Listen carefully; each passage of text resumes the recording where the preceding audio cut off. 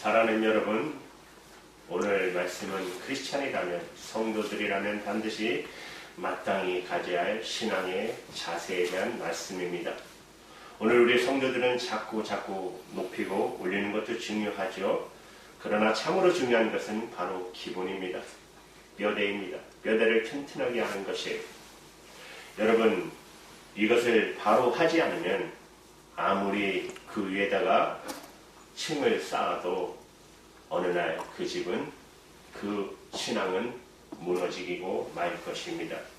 기둥이 중요한 것입니다. 뼈대가 중요한 것입니다. 여러분, 기둥을 세우지 않는 집은, 바르게 세우지 않는 집은, 여러분 아무리 그 중에 2층, 3층, 4층을 채워도 여러분 어느 날 무너지는 것을 보게 되지 않습니까? 플로리다에서도 한 번 있었고, 부끄럽지만 한국에서도 백화점이 여러분 무너지는 그걸로 인해 많은 사람들이, 얼마나 많은 사람이 다쳤습니까? 그런 의미에서 오늘 말씀은 참으로 중요한 말씀입니다. 그렇다면 우리 성도가 제일 처음 가지고 있어야 할 마음, 신앙의 태도가 무엇일까요? 여러분, 고린도전서 4장 1절 2절의 말씀을 같이 읽겠습니다. 시작. 사람이 마땅히 우리를 그리스도의 이끈이요 하나님의 비밀을 맡은 자로 여길지어다. 그리고 맡은 자에게 구할 것은 충성입니다. 여러분, 우리는 먼저 오늘 우리는 그리스도의 일꾼이라는 것을 분명히 하고 사셔야 된다는 것입니다. 이것이 바로 기본이고 뼈대고 기둥인 것입니다. 이것을 바로 하지 않으면 아무리 신앙을 쌓아 올려도 아무 소용이 없습니다. 여러분, 우리는 그리스도의 일꾼인 것을 믿으시기 바랍니다. 그러므로 오늘 우리는 결코 교회의 주인이 아니라는 것입니다. 우리는 그리스도의 종인 것입니다. 그런데 문제는 사람들 중에 자기가 교회의 주인이 되고 무슨 대단한 사람인 줄로 오해하는 분들이 때로는 있다라는 것입니다. 교회 오면 큰 소리 치고 교회를 위하여 장난을 치는 사람들이 없지 않아 있다라는 것입니다. 고린도 교회도 그랬고 지금 이 시대도 여러분 마찬가지입니다. 캐나다에서도 큰 교회가 분열이 돼서 지금 한 2,000명이나 되는 교회가 다 갈라져서 거기 갔다 오신 목사님이 얘기해 주시는데 100명도 안 남았대요. 문제는 서로가 자기들이 교회 주인이라는 거예요. 그래서 서로 싸운다는 거예요. 오늘 우리는 반드시 기억할 것은, 여러분, 우리는, 이 교회는, 우리는 그리스도의 종이라는 사실입니다. 그러므로 내 뜻대로, 내 마음대로, 내 생각대로 절대로 살아서는 안 되는 것입니다. 우리는 그저 하나님의, 주님의 뜻대로, 주님이 원하시는 대로 살아가는 그리스도의 종이라는 것을 기억하시기 바랍니다. 여러분, 로마서 12장 2절의 사도 바울의 말씀을 들어보세요. 너희는 이 세대를 본받지 말고 오직 마음을 새롭게 함으로 변화를 받아 하나님의 선하시고 기뻐하시고 온전한 뜻이 무엇이든지 분별하도록 하라 라고 말로 자신의 정체성을 분명하게 나타내고 있습니다. 사도 바울은 처럼 누구에게 충성하고 있냐는 질문을 던지면서 우리는 반드시 살아야 합니다. 또 여러분, 갈라디아서 1장 10절에 바울은 이제 내가 사람들에게 기쁨을 구하리냐, 내가 지금까지 사람의 기쁨을 구한 것이었다면 뭐라고요? 그리스도의 종이 아니라는 거예요. 여러분, 우리는 세상의 사탄의 종노릇하는 일꾼 아닙니다. 여러분, 분명히 하셔야 합니다. 우리는 그리스도께서 피값으로 산 그리스도의 종인 것입니다. 그리스도 안에서 우리의 정체성을 바로 알고 나타내며 바울처럼 누구에게 충성하고 있느냐는 질문을 여러분 스스로 날마다 던지시기 바랍니다. 오늘 일꾼은 이렇게 말합니다. 입이 100개 있어도 할 말이 없습니다. 그저 하나님을 기쁘게 해드리기 위해 있는 종인 것입니다. 아울러 이 종은 충성을 위해 있는 종이라는 것입니다. 그렇습니다. 우리가 교회에 필요한 것은 헌신적인 일꾼도 좋습니다. 물질이 많은 일꾼도 좋아요. 머리도 좋고 명예 권세 가진 일꾼 다 좋습니다. 그러나 여러분, 이런 일꾼 없다고 주의 일 못하는 거 아닙니다. 교회는 참으로 충성된 종이 있어야 하는 것입니다. 여러분, 충성이라는 말은 합친 말 아닙니까? 가운데 중자에 마음심으로 합체된 말입니다. 우리에게 그 이름 가진 분 한 분 있죠? 충이.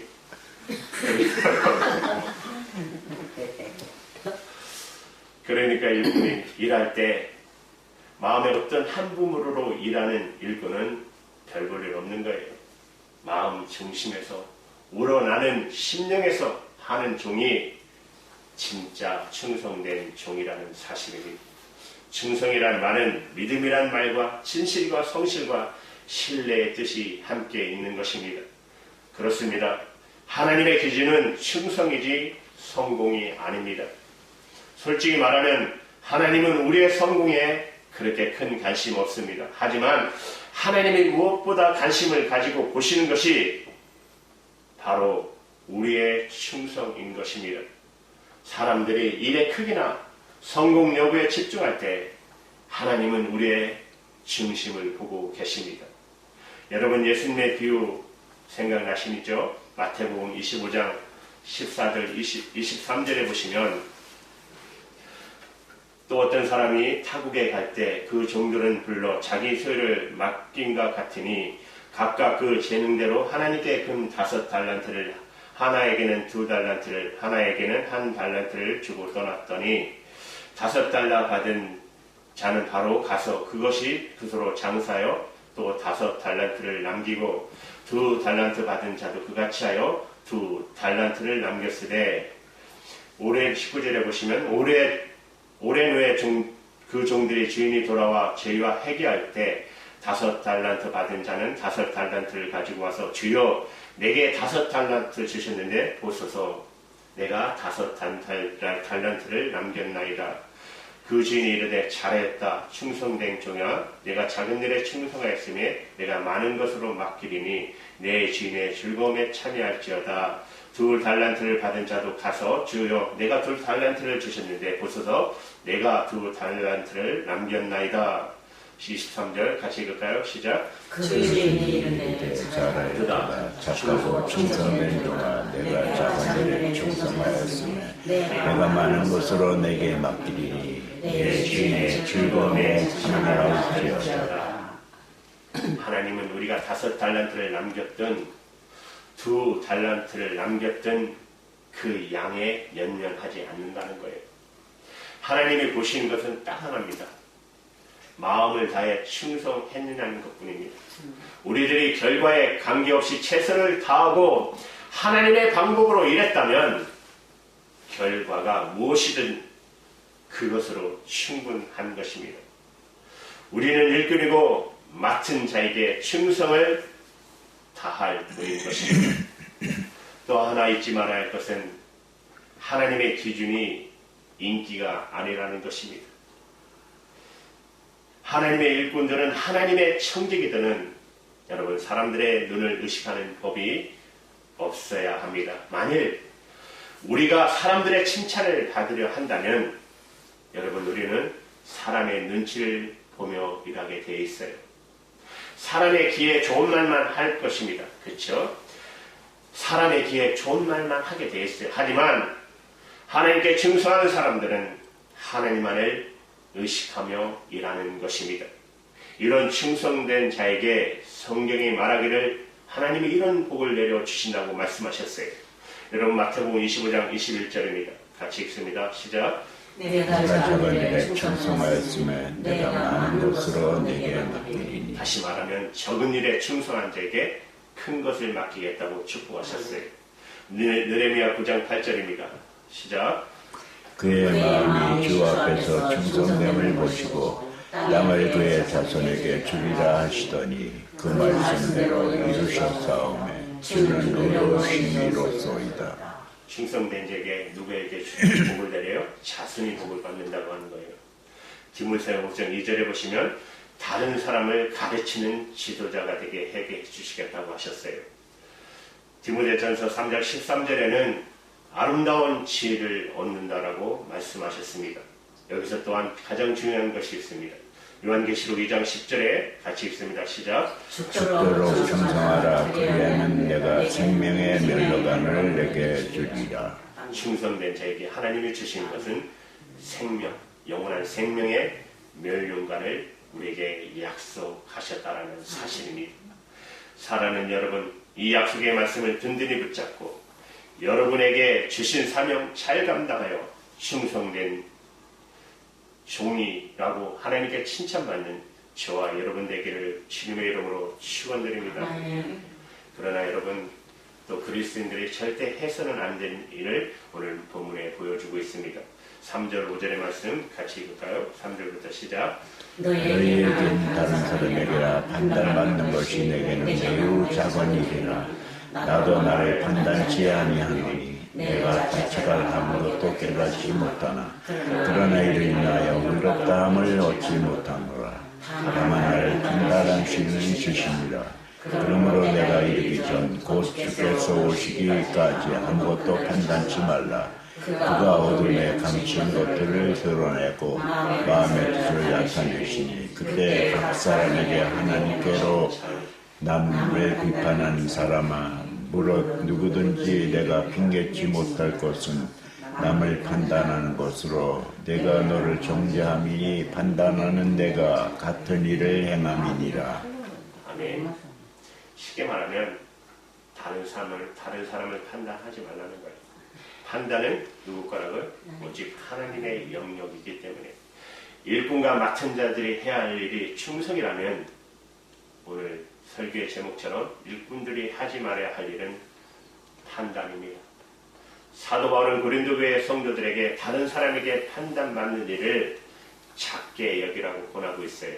일꾼은 그가 누구이든지 다 하나같이 판단의 대상인 것만은 사실입니다. 그렇지 않습니까?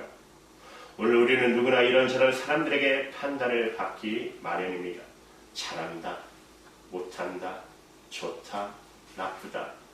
그냥 우리는 끊임없이 칭찬 내지는 비난을 받게 되어 있어요. 그러나 우리가 알아야 할 것은 인간들의 판단이라고 하는 것은 그렇게 별로 정확하지 못하다는 사실입니다. 그 이유는 인간의 능력은 한계가 있으며 인간의 지식도 불완전하고 그 마음도 심히 편견적이기 때문에 그래요. 그래서 로마서 2장 1절에 이렇게 말씀하세요. 남을 판단하는 사람아, 무릇 누구든지 내게 핑계치 못할 것은 뭐라고요? 남을 판단하는 것으로 내가 너를 정죄함이니 판단하는 내가 같은 일을 행함이라 하고 말씀해주고 있다라는 사실이에요. 오늘 남을 판단하는 일, 이거 정말 우리가 주의해야 할 일인 것입니다. 특히 누가 나를 칭찬하는 것도 여러분 너무 좋아할 필요는 없는 것입니다. 왜냐하면 상대는 사실 나에 대해서 잘 모를 수도 있어요. 특히 인간의 판단은 조석지변입니다. 얼마나 잘 변하는지 몰라요. 좋다고 했다가 그렇죠. 조금만 더 더우면 덥다고 했다가 조금만 좀 춥다고 했다가 나쁘다고 했다가 진짜 어느 장단에 맞춰야 할지 모르는 게 인간 아닙니까? 바울은 위대한 사도예요. 그러나 그도 비난하는 사람들이 한두 사람이 아니었습니까? 이게 어찌 여러분 사도 바울뿐이겠습니까? 우리 주는 어떻습니까? 그렇게 하나님께서 오셔서 병든 자와 많은 사람들을 구원하고 인류를 구원하시는데도 십자가에 못 박은 인간들이 우리 인간 아닙니까? 오늘 우리는 그리스도의 일꾼으로 사람들의 판단을 극히 작은 일인 줄 알고 결코 요동치 않는 삶을 우리가 살아가야 할 것입니다. 또한 성도들은 다른 사람뿐 아니라 자기 자신을 판단해서도 안 된다라고 말씀하고 있습니다. 이것은 바로 자기 양심이 자기를 판단하는 일을 말하는 거예요. 사실 이 판단은 솔직히 말하면 다른 사람 판단보다 더 정확한 판단일 수도 있어요. 그러나 이 양심을 판단하는 것도 결코 다 믿을 수 없는 판단이라는 것입니다.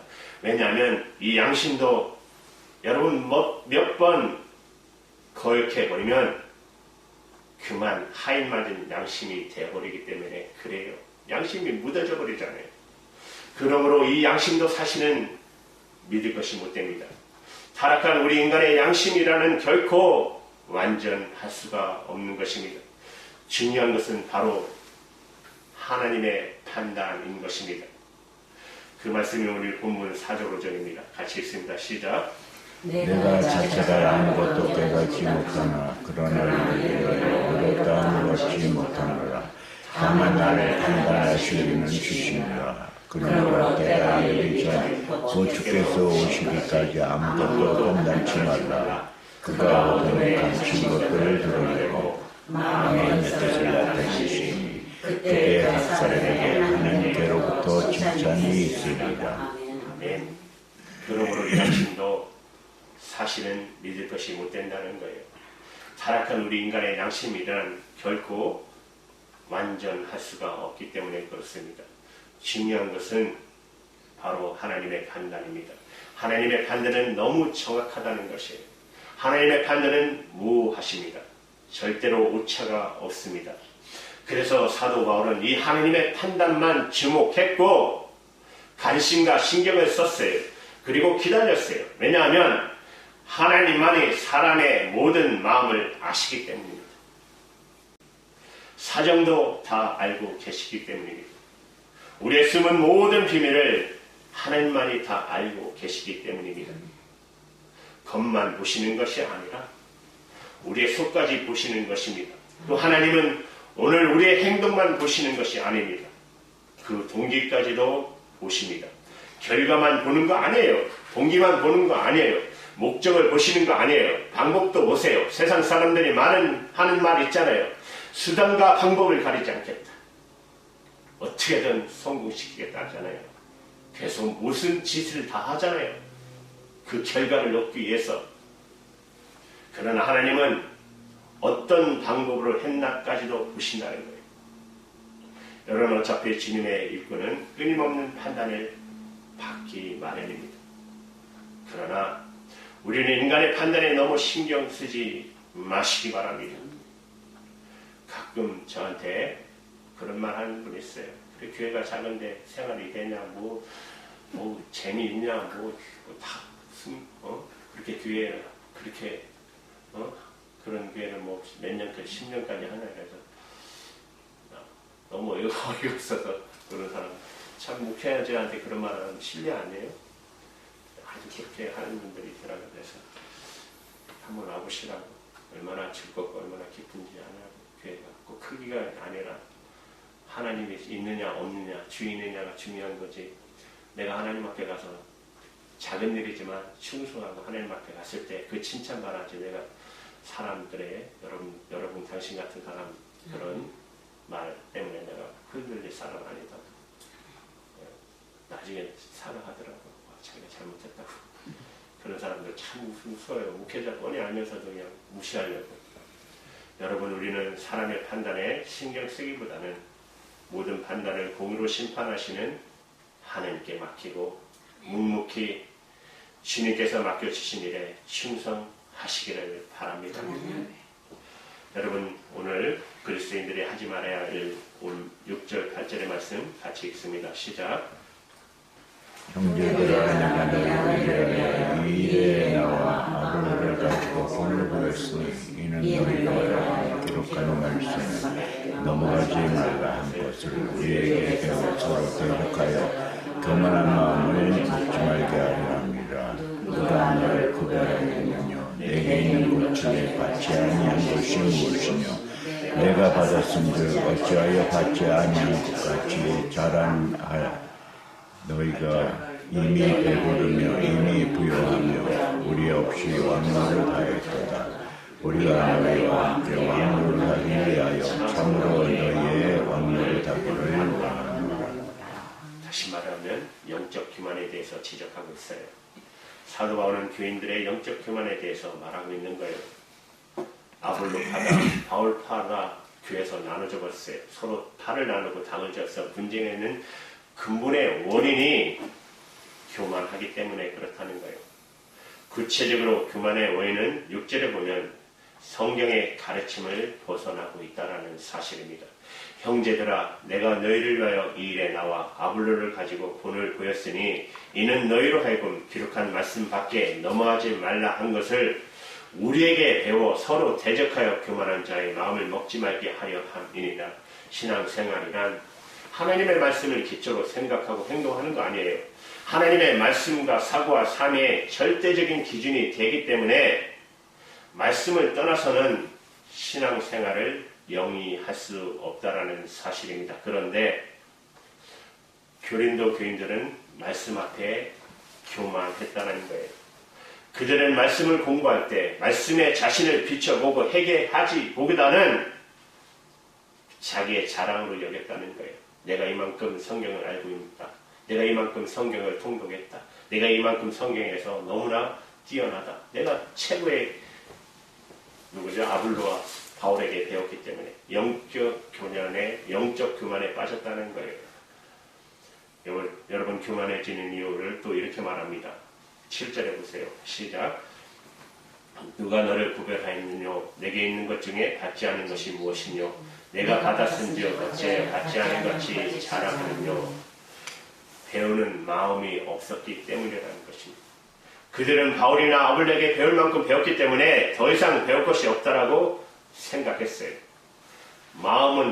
배우는 마음이 사라질 때 여러분 교만해지는 것입니다. 우리는 어떤 경우에나 끊임없이 배우는 마음을, 하나님의 말씀을 배우는 마음을, 자세를 가져야 할 것입니다. 여러분 교만해지는 이유 7절 다시 한번 읽을까요? 시작. 7절.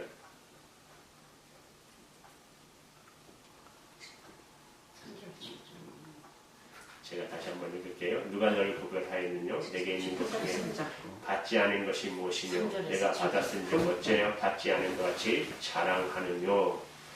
고린도 교회 사람들은 스스로 남보다 우수하다고 생각했어요.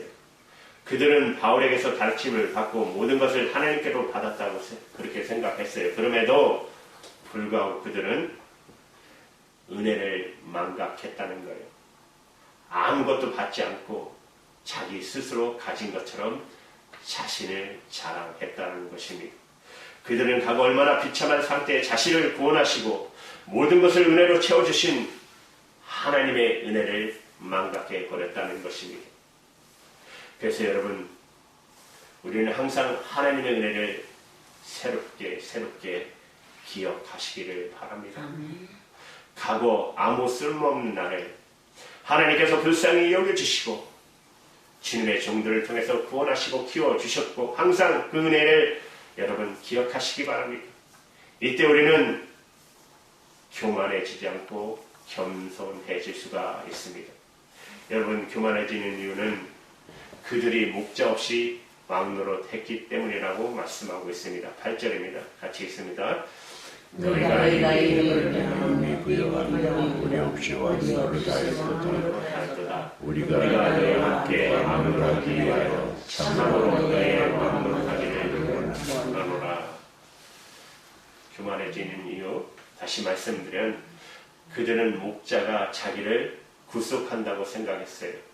그래서 그들은 목자 없이 마음대로 왕노릇하기를 원했다라는 것입니다.